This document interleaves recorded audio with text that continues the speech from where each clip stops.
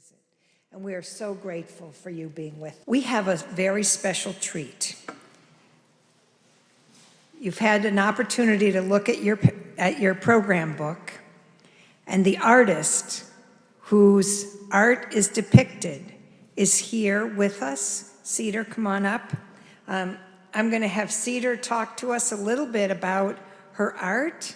And Cedar comes to us from Montana, having won the Congressional Art Competition in the 1st District of Montana. Cedar Hunt.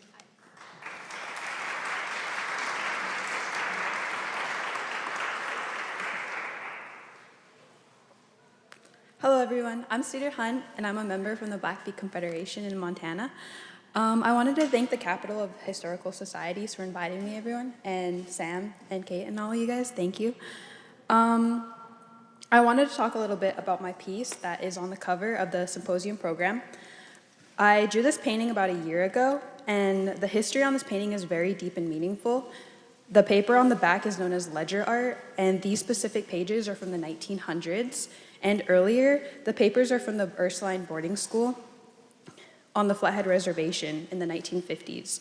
The Ursuline boarding school was opened in 1854 and was demolished in 1970. So when I was in art class in high school, I literally just joined art class like 2 weeks before I started painting this. And they had a bunch of these books of these old ledger art pieces, and they were from the 1950s of students from the Ursuline school. And there were old names, and I was about to sell this painting for about $100 because someone's name was on the cover of the papers. And I was asking people who went to school there a long time ago about just what they went through and everything. And a lot of these names were covered or their records weren't finished, and kids would go to school from 3-year-old to 18-year-olds. And I learned that 12-year-old girls, 12-year-old boys, younger, older, their names were covered up or their records were missing. And it was because nuns and priests, they would rape the little kids or the younger native kids, and they would give birth, nuns would give birth from 12-year-old boys, 13-year-old boys, or the priests would rape 13-year-old girls. And they weren't allowed to keep the babies at all. So they would throw the babies into the creek. And older people would tell us these stories, and some of them wouldn't even talk to me because they didn't want to talk about what happened in these schools. So, they knocked down the school. There's nothing about it at all because no one wanted to talk about it. There is an old basement, and in the old basement there's cages where they used to put the kids, and they're still down there. You could still see them, and they're the size of dog cages. And they would lock kids in there for days from just talking their language, from just doing things they weren't allowed to. So they knocked down the school in 1970, and they turned it into a normal school, and they still had these old records, and so they're throwing them away. And my principal said, "Oh, I have a student here who likes to draw on old papers." So I got a hold of these old papers, and I decided to do a picture of a girl who I like to think of her as me, or just a younger girl, just writing freedom. So yeah, I'm super glad that you guys chose this. That was hard to hear. A lot of people don't like talking about it at all. And yeah, that's about it. But I just wanted to thank you guys for this. And yeah, thank you guys.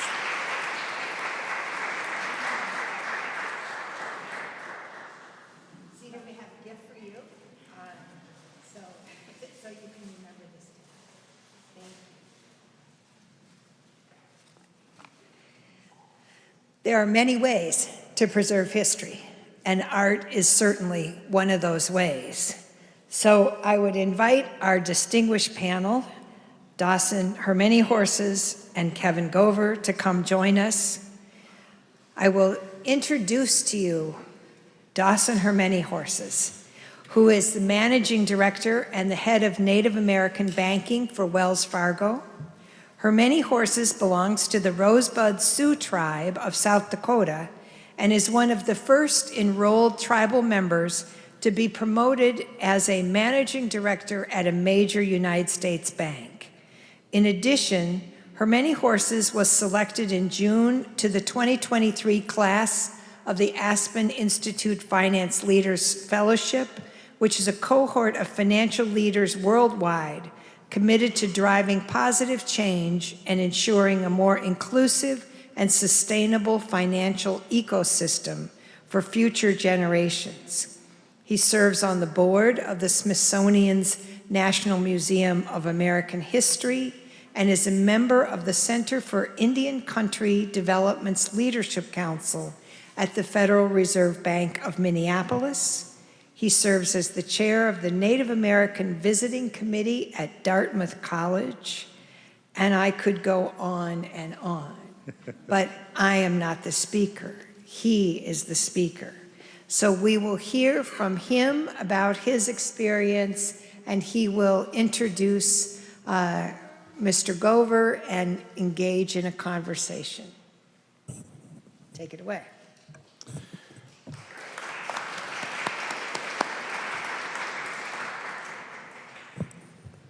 Great, thank you so much. I want to start by thanking the Capitol Historical Society for bringing us all together today to kind of talk about, discuss this important anniversary. There's a lot of complexity to kind of dates like this, and so I hope you've had an impactful and educational symposium so far. I also just want to acknowledge and thank Cedar for her art and for her remarks. You know, I think this kind of history is hard, right? And it's hard to tell, but I think there's a lot we can learn from art, right? And so very grateful for her work. It's my honor to introduce Secretary Gover. I've known him for a little while now and excited about our conversation today. I think it's worth noting that we could probably spend a few days talking about Native American representations, right? So we only have an hour. We're not going to be able to talk about everything, but I think we'll have a good conversation. Kevin is the Undersecretary for Museum and Culture at the Smithsonian. He is a citizen of the Pawnee Nation. He served as the director for the National Museum of American Indian for 14 years. He also served as the Assistant Secretary for Indian Affairs under President Bill Clinton from 1997 to 2000. And prior to that, he was in private practice as an attorney for many years, representing tribes as well as other organizations and institutions. You know, we only have an hour. I think it's an hour, right? We have an hour, and I think we want to use all of it. And I think the way that we've decided to organize this discussion is around three themes, three very broad themes. The first theme is going to be around stories that we all know. And I think we'll spend some time kind of deconstructing some of those stories. Then we'll move into stories that you don't know but should. And then we'll go into a conversation about contemporary representation of tribes and tribal communities. And so I want to start with the stories that we all know or think that we know, Kevin. You know, one of the situations or examples that we talked about the other day was around Thanksgiving. Mm-hmm. Do you want to get us started? Sure. Well, good afternoon, everyone. It's nice to be here. I too want to thank the Capitol Historical Society. One of the things that I came to realize, and one of the reasons I went to the National Museum of the American Indian, was that the information that most people had, including people in positions of power with a great deal of authority, over the communities that I represented were working from some really bad information. And that they had acquired that information primarily in two places. One was from the popular culture, television, books, movies, all the places we go to be entertained. And the other is in the formal education system, in the schools. And the information that one could glean about Native Americans from those two sources was almost entirely wrong. And so, and nevertheless, there are stories that we were all taught in school, and Thanksgiving is one of those stories. So we all know the happy story of the Pilgrims fleeing from religious prosecution, arriving in the New World, there to be greeted by a friendly Indian named Squanto. And Squanto very helpfully helped the Pilgrims learn how to grow corn. And the next year they had a grand harvest, and the Pilgrims invited the Indians to come and have a feast with them.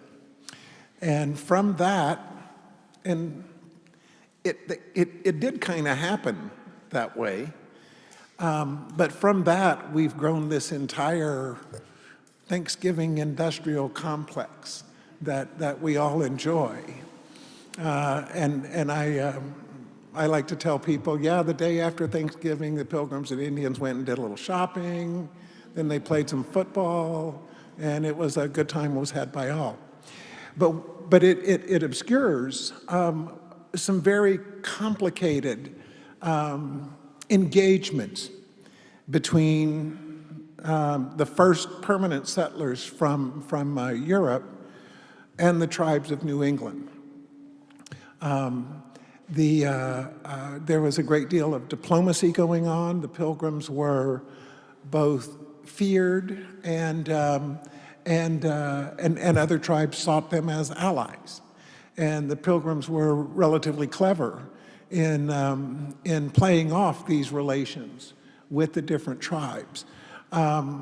So this friendly Indian Squanto, well, it turns out his name was really Tisquantum, something like that. And when Tisquantum first began to engage the Pilgrims, he spoke English. Now, I never knew that when I was in school, because that would lead to the question of, well, how would he learn how to speak English?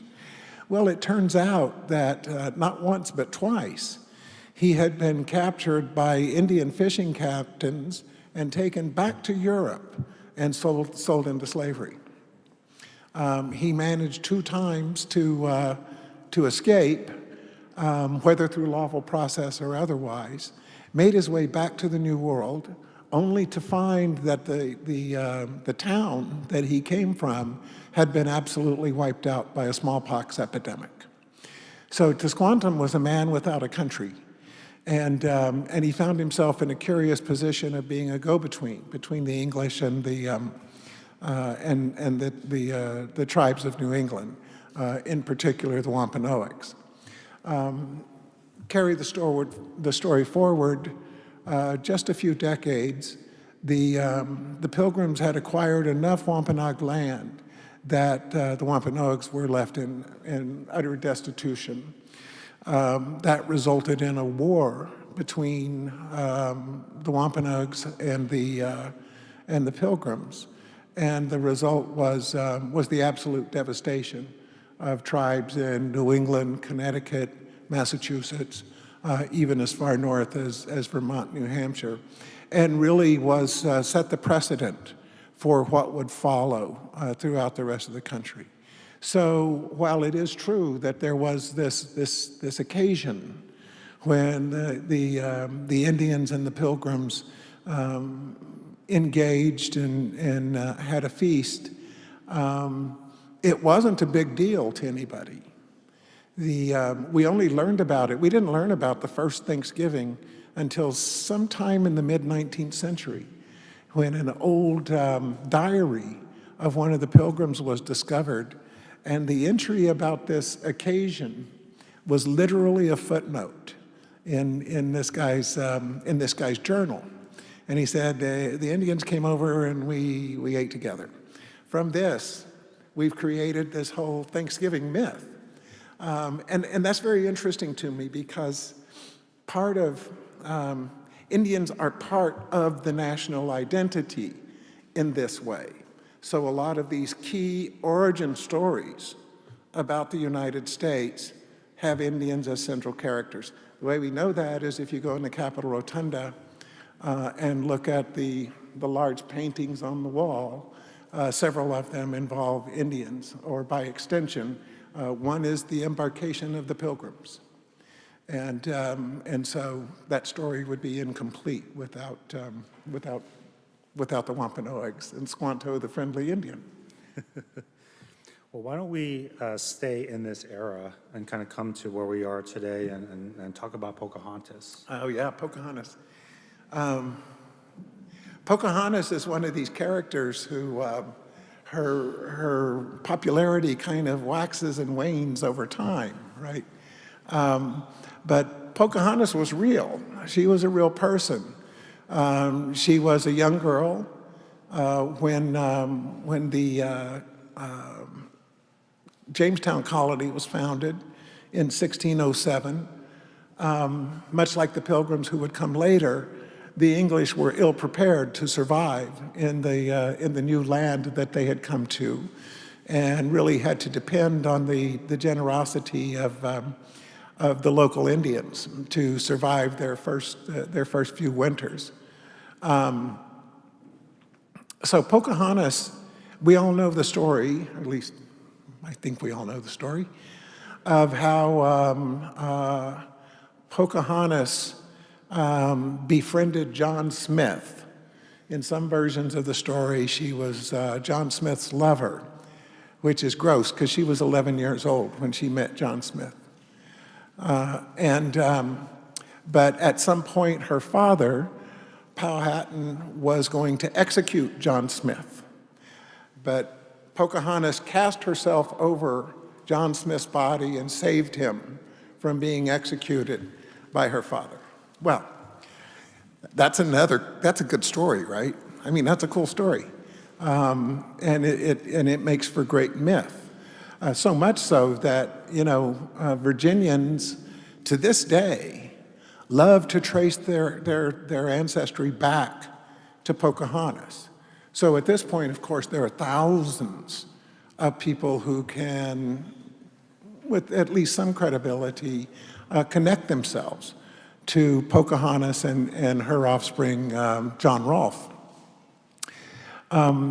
So this story about Pocahontas saving John Rolfe, or John Smith, well, probably didn't happen. In fact, it almost certainly didn't happen. And the way we know that is that John Smith, the only source we have for that story is a book that John Smith wrote about himself. And we all know autobiographies are, favorable to the author, shall we say. And it turned out that this had happened to John Smith not once, but twice. And that during his travels, the very same thing happened to him somewhere in the Arab territories. And some lovely princess once again saved John Smith from being executed by her cruel father. So John Smith was a terrible liar. He ended up, by the way, at the Plymouth colony as well. And so he got around. It's actually quite impressive. But it also, once again, obscures the significance of Jamestown and Pocahontas, the founding of Virginia, and the role that Native people played in all of that. Nevertheless, by the way, one of the murals in the rotunda is the baptism of Pocahontas. So you see how this myth-making really takes hold and continues to be advanced in the nation's capital. It's interesting. Pocahontas is such an interesting story. I was in London a couple of years ago, and somebody found out I was Native American, and he said, "Oh, Pocahontas is buried here," and I didn't realize that she's buried in Kent, just down the River Thames. which is kind of sad, right? She died when she was around 21. That's right. And then got buried. And they actually can't find her grave, but they know kind of a general area where she's at. She did marry an Englishman named John Rolfe, and had one son, Thomas Rolfe, who was born in England. Pocahontas and John Rolfe moved back to England, and by the way, she was a big hit in England. She was the biggest celebrity in London because it was so cool that there was this red Indian that had come back from, I don't know if they were calling it America yet, but it had come from America. So it was very exotic, very exciting for everyone. She did die of disease, of course, and nothing in specific. But her son, Thomas, came back to Virginia, back to Jamestown, some years later, and rather cleverly had acquired some tobacco seeds from the Caribbean and brought them to Virginia. And it turned out it was like the perfect plant for Virginia soil at that time. And so the Jamestown colony was always on the edge of failure and literally going away. But when Thomas Rolfe brought the tobacco from the Caribbean, suddenly the colony began to prosper, and then came the colony of Virginia, and later the Commonwealth of Virginia. Oh, there's another part that's kind of fun. So fast forward literally 300 years. The state of Virginia in the 1920s is refining its Jim Crow laws. And at that time, under Virginia law, there were two kinds of people. There were white people and there were colored people. And you can guess who the colored people were. If you had any black ancestry whatsoever, any native ancestry whatsoever, any Asian ancestry whatsoever, you were colored. And if not, then you could be white. And of course, being white was better under the laws of Virginia at the time. But then they remembered that there were hundreds, perhaps thousands, of prominent Virginians at the time who claimed ancestry from Pocahontas, and under that law would have been deemed colored and ineligible for many of the advantages that were due to white people at the time. So, no fools they passed an amendment saying, well, if you're 1/16 or less Native American, then you're white. And they called it the Pocahontas exception. So you see, these things have a long tail. And anyway. Wow, that's crazy. Let's, for the last kind of example on this, the story we all know section, let's fast forward a little bit to the 1800s and talk a little bit about the Battle of the Little Bighorn. So Little Bighorn, I'll talk about, sort of what I learned in school. Poor Custer got he was a good guy, excellent general, good fighting man, and he just got overwhelmed by all these bad Indians who wouldn't do what they were told to do. I know this because I read it in a book in fifth grade, and this is interesting because it's how narratives change over time, right? So immediately after the battle, Custer was regarded as an idiot. And he said, what kind of idiot gets himself killed, gets his entire command killed by Indians at this point in our history? But his wife was really quite an advocate and managed to retrieve his reputation and say, no, he was a great general. He was betrayed by, among others, President Grant and the generals who commanded at that time. And You have to remember how shocking an event this was. It occurred on June 25th, 1876, literally days before the celebration of the centennial of the United States. And in fact, the news was arriving in the eastern cities right around July 4. So the nation was absolutely stunned by this. So what's happened, of course, in the, since I was in grade school, long ago, is more and more history has been written. And now it's generally agreed that Custer was foolish, that he had always been foolish. He had been very lucky in his early career during the Civil War, but he was arrogant and stupid to attack the Lakota at Little Bighorn, and kind of he deserved what he got. The popular culture also turned on him, though. You have to remember that the leading form of entertainment in the late 19th and early 20th century was Wild West shows. And that's what the whole town would turn out. It was like the circus traveling around, and the Wild West show. And so they would all go to the Wild West shows, and inevitably in every Wild West show, they would depict the Battle of Little Bighorn. And so, and by the way, they hired Indians to play Indians in these things. They weren't all Lakotas, of course. They were all kinds of tribes pretending to be Lakotas and Cheyennes. And they would ride around and shoot, and Custer would die valiantly. And it was at that point in the popular culture that much of America assumed that all Indians rode horses and wore feather headdresses. And when the fact is that as a percentage, very few did. But the Plains Indians sort of became the, what shall we say, the model for all depictions of Indians. And that continues to this day. The Indians,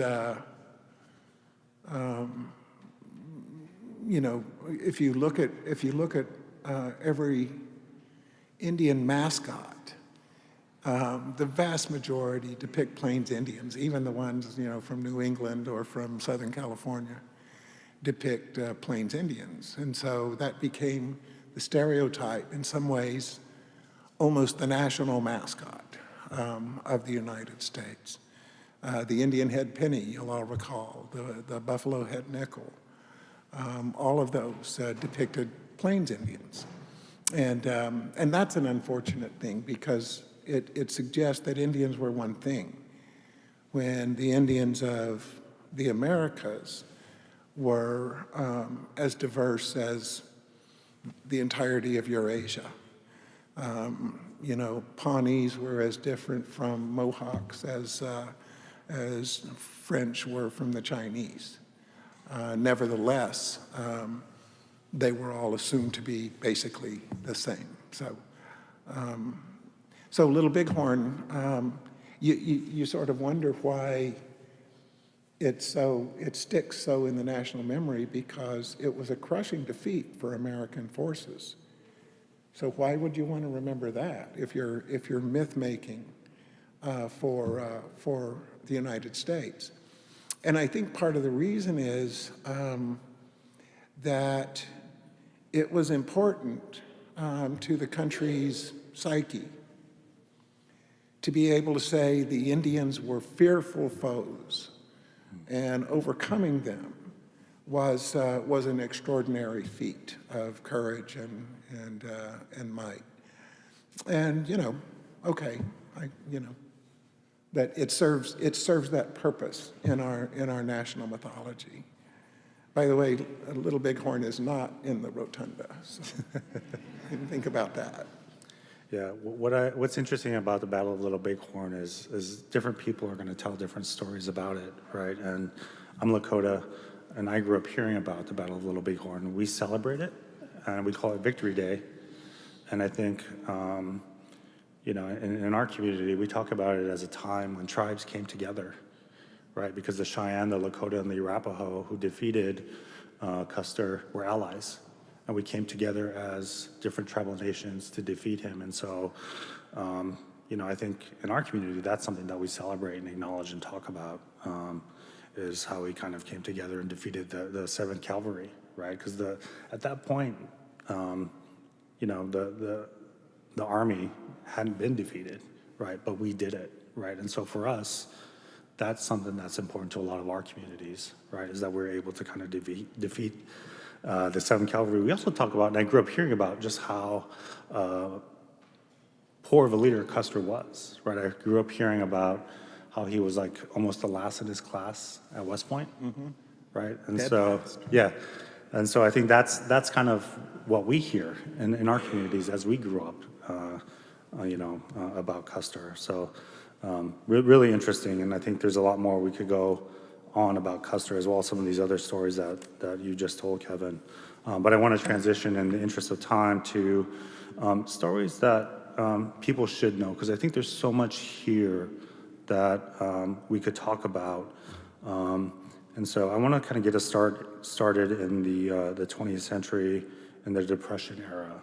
So going back to the 30s. Yeah, Dawson and I were talking about, what are some stories that people don't necessarily know.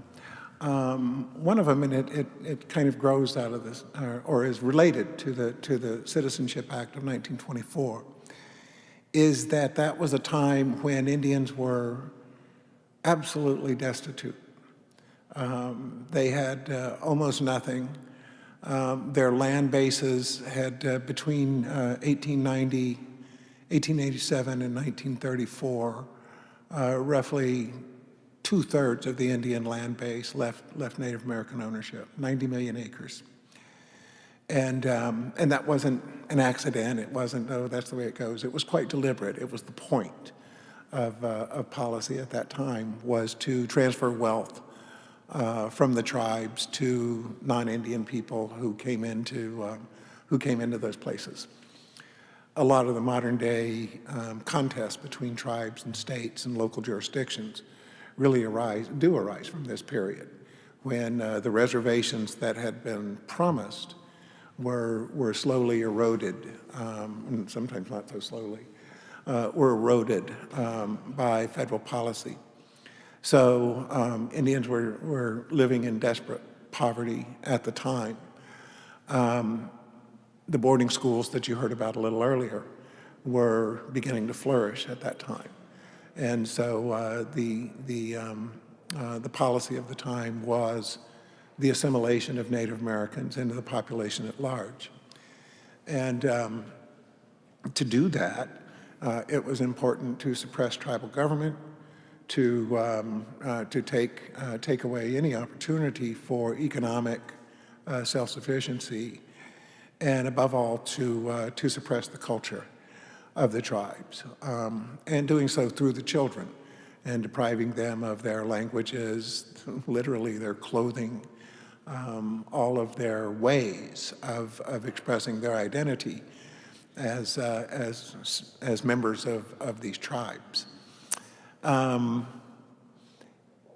if you can believe it, it actually got worse during the Depression, where I think Vine Deloria said something like, they went from absolute poverty to utter deprivation during that period as the economy collapsed.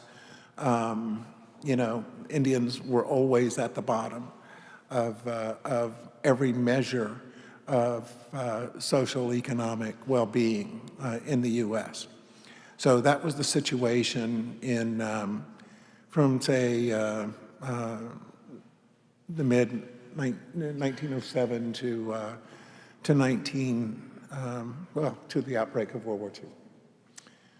And as you know, Dawson, one of the extraordinary things that happened during this time is that with the outbreak of World War II, Indians entered the military in huge numbers, and even before. Yep.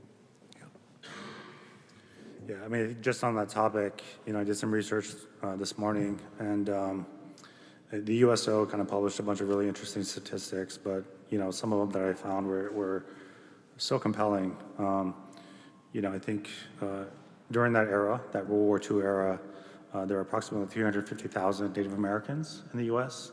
45,000 of that 350,000 enlisted during World War II. One-third of the Native men between 18 and 50 enlisted during World War II. And with some tribes, they had enlistment rates of almost 70%, which is pretty incredible.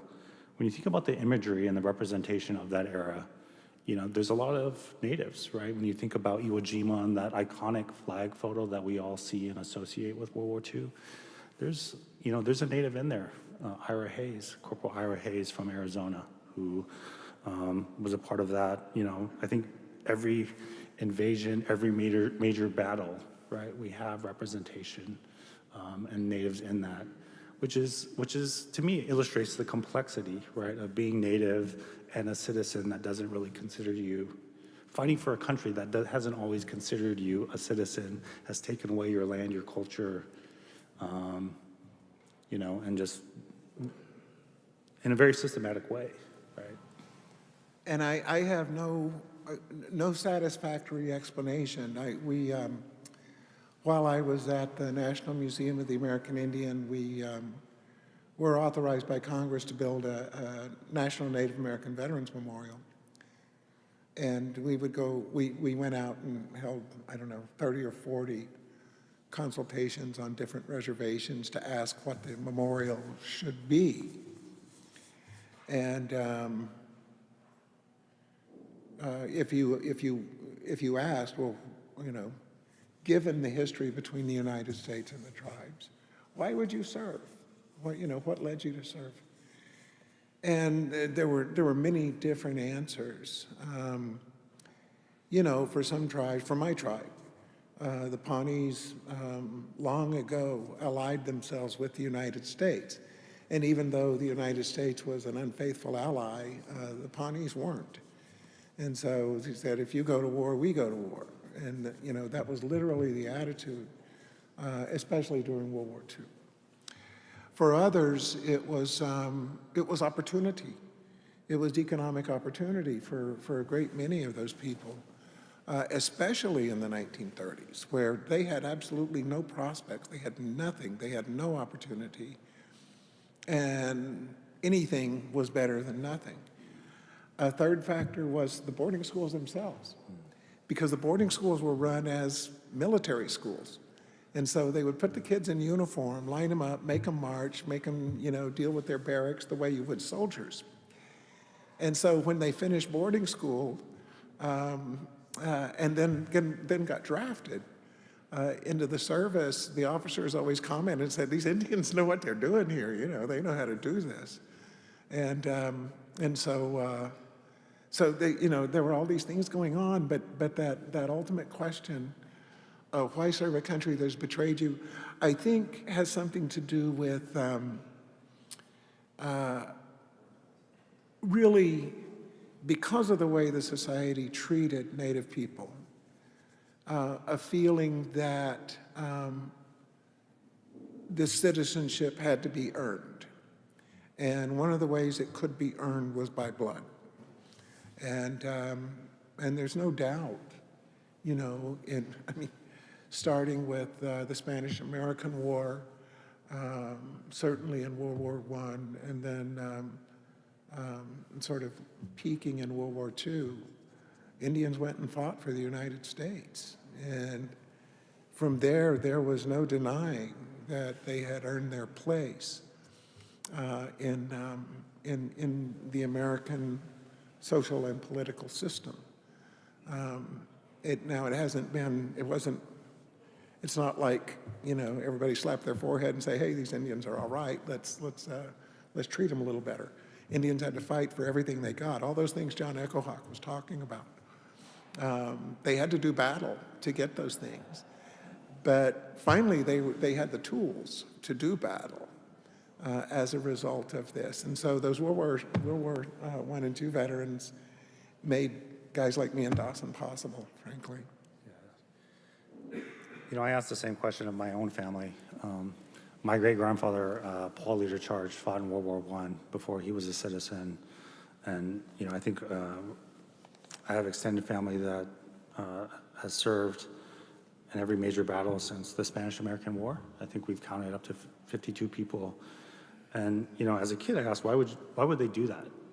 You know, and I think part of it is, like, at least in Lakota culture, like, we have warrior societies, and being able to serve is an expression of culture, right? And if you were to go home, if you were to come to Rosebud or Pine Ridge or any other reservation in South Dakota, I think you would see the place of honor that warriors have in our culture and our societies, right? And so when I think about it from that perspective, right, this is an expression of who we are as a people, right? I think that makes a lot more sense for me. So I want to go into the last topic that we talked about, Kevin, around stories that we should know about, and kind of go into civil rights. Yeah, so you heard a little bit from John about the civil rights movement, and it was tremendously important for Native America as well.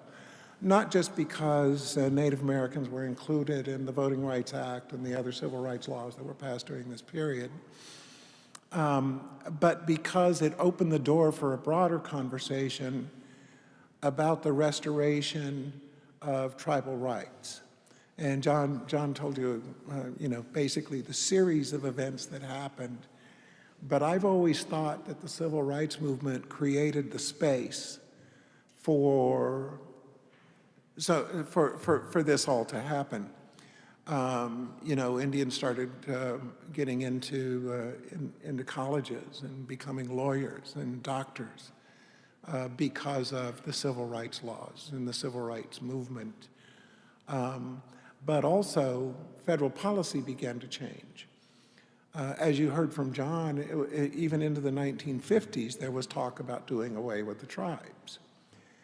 But by the 1960s, and especially, first of all, in 1960, both candidates, Nixon and Kennedy, said, no more of this termination stuff. This is just a bad idea.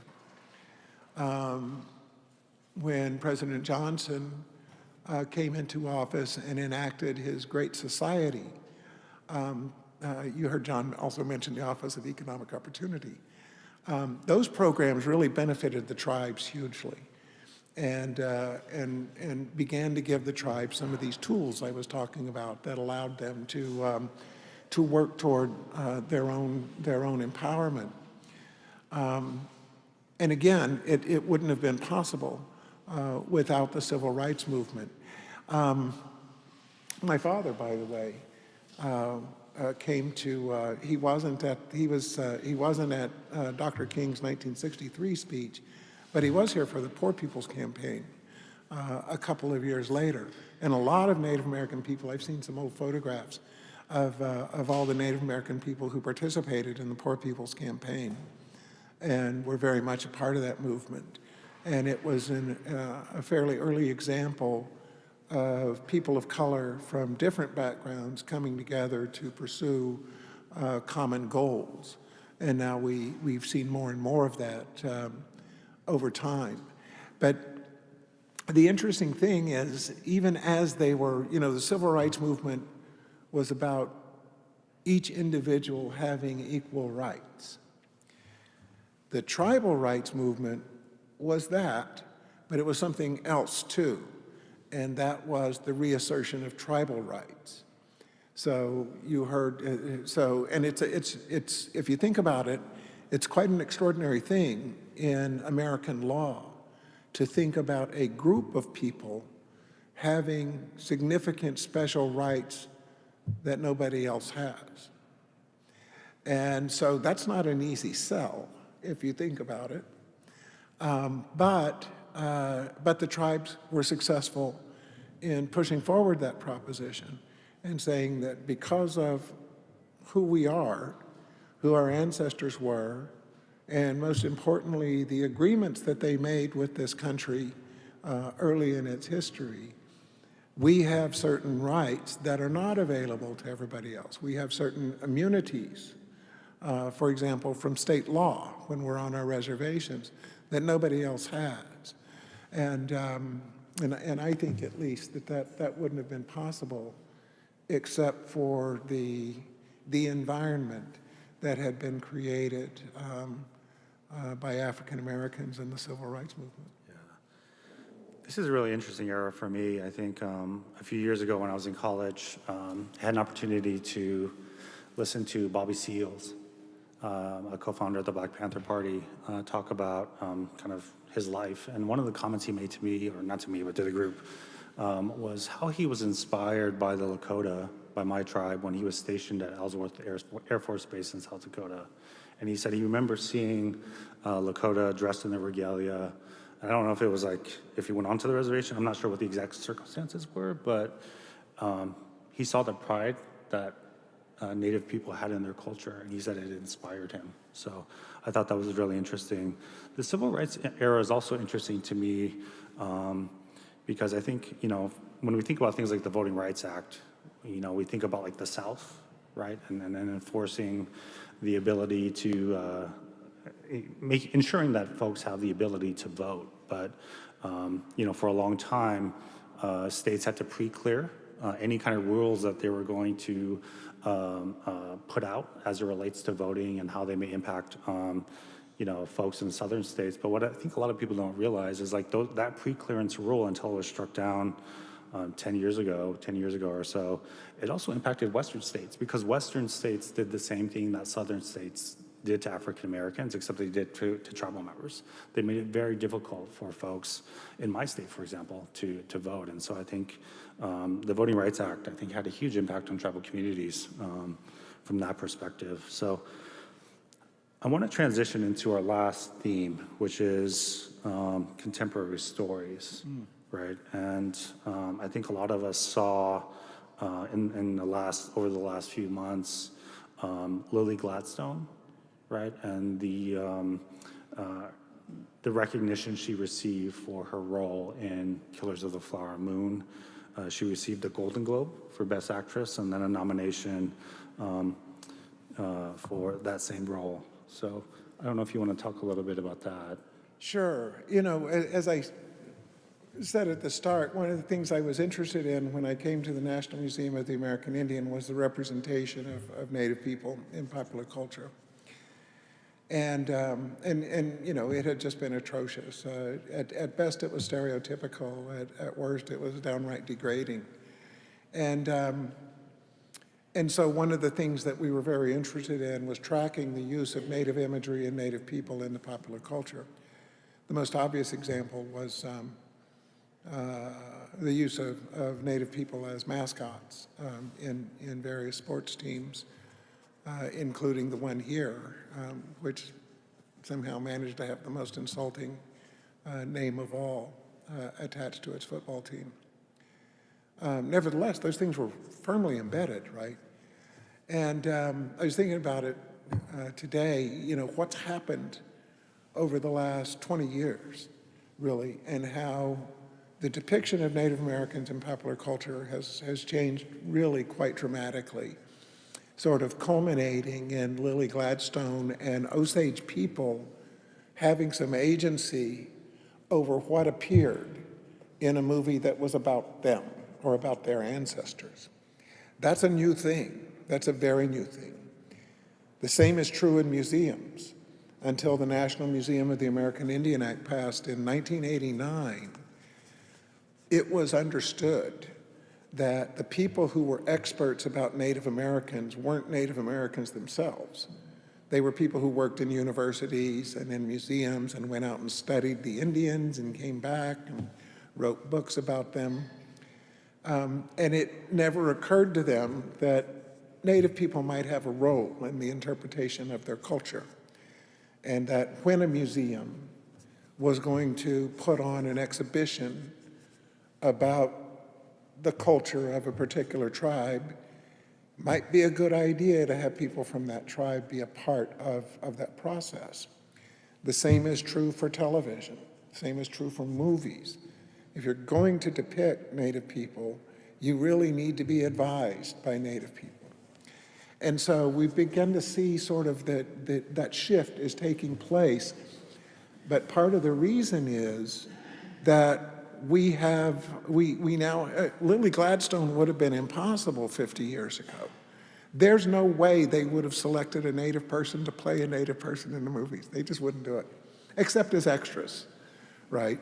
And, you know, you could be a Navajo chasing John Wayne and fall off your horse, but you weren't allowed to actually be a living, breathing, talking, thinking, laughing character.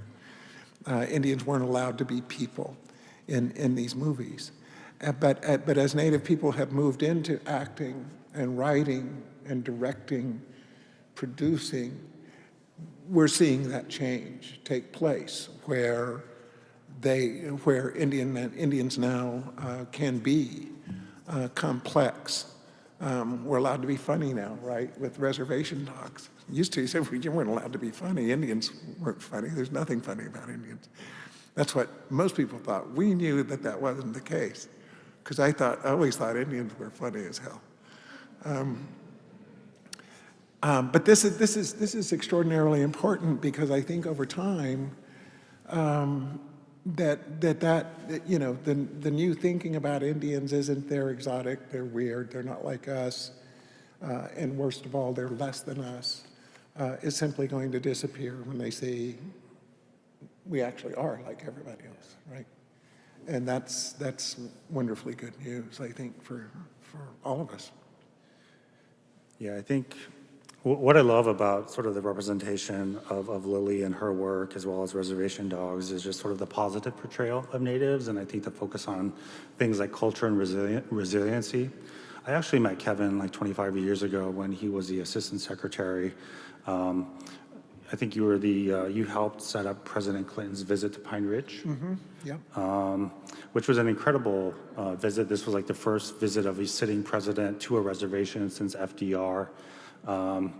Was a pretty big deal in our communities, and I remember a lot of people feeling like we were seen for the first time, right, and that we were heard, and that, you know, some of our problems were going to be addressed, right? But if you go back and look at sort of the reporting on the era, it was all sort of like deficit and kind of depravity based. It was all like, you know, this tribe has, you know, poverty porn. Yeah, it was like poverty porn, exactly. It was focused on sort of like the unemployment, alcoholism, you know, just a lot of very dire statistics. And I don't want to gloss over that. There are statistics like that, but these stories don't focus on kind of like us as like real people, right? People who've endured and survived huge efforts over centuries to kind of get rid of us, right? And so I think that was, to me, that was pretty disappointing, kind of given the good feeling that everybody had. I mean, I remember shaking President Clinton's hand. He stayed there and shook everybody's hand. So I think stories like this, like stories like Lily and Reservation Dogs, are incredible because, you know, the focus on like the good things about, you know, our communities and not on, you know, the poverty porn aspects. Yeah, that was a nice moment, and you know, you look out and there are like 4,000 Ogalas out there, right? And they were there to see this guy, right? But he was the president, and it was a very, very big deal. And they loved him, and he loved them. You know, that's who Clinton was. You know, he was like, "Oh, I love you," you know, and he fed off it. He was one of those guys. But yeah, as you say, even there, you know, stereotype can still carry the day. And you know what? Some months later, all of the chair and chiefs of all of the Sioux tribes actually came to Washington and had a meeting at the White House, and met all afternoon with people like the White House Chief of Staff. There must have been 4 cabinet members there, and ultimately the president. And it was serious, you know. There was a time when they sort of used Indians as props at these meetings, and you see old pictures of Calvin Coolidge or somebody wearing an Indian headdress, and but they were there to do business.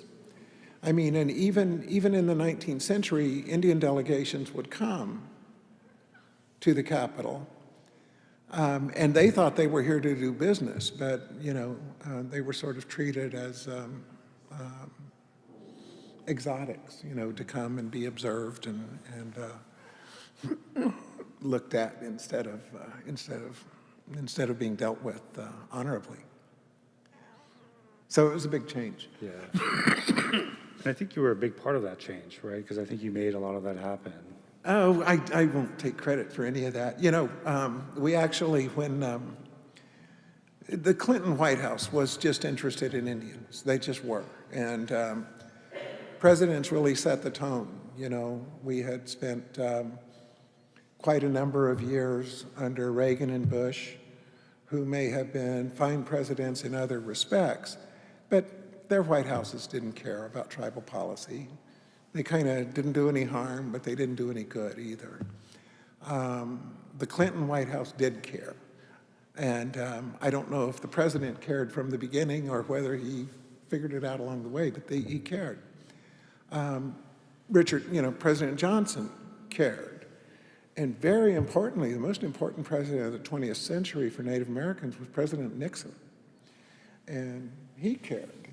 And it's because they say, and we actually did some research and did some oral histories with some of the Nixon White House staff.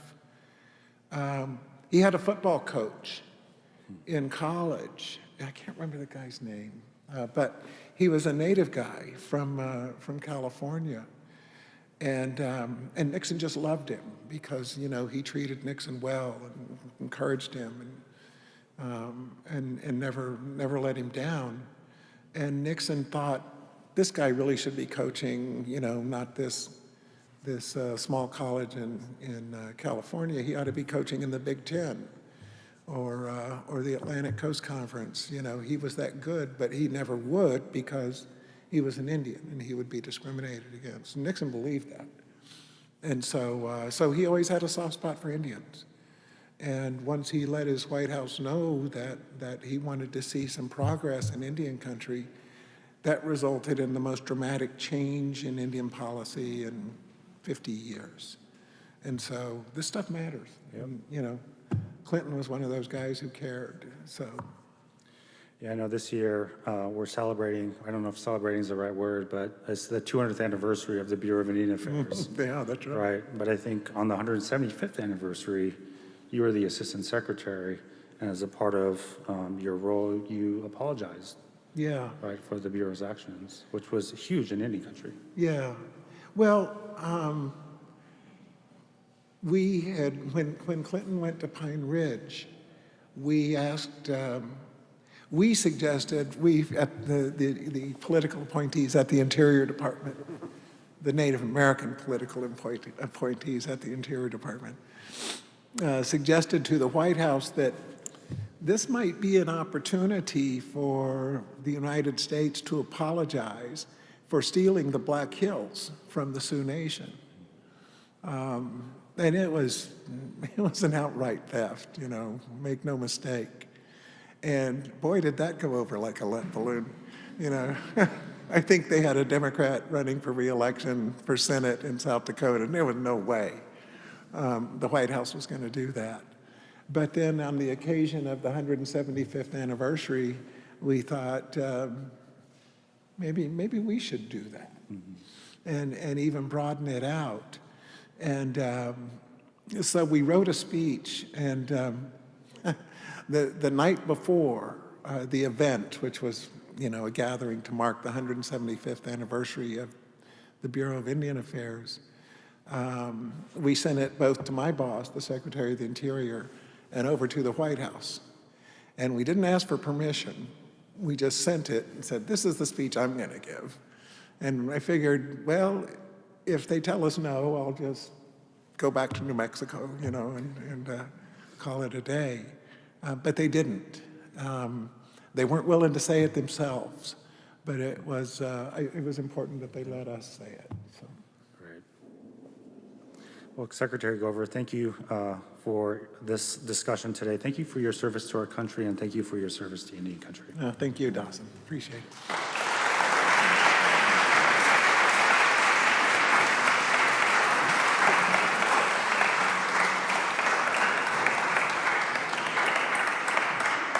gentlemen, as is our tradition, we have a small gift, How nice, thank you.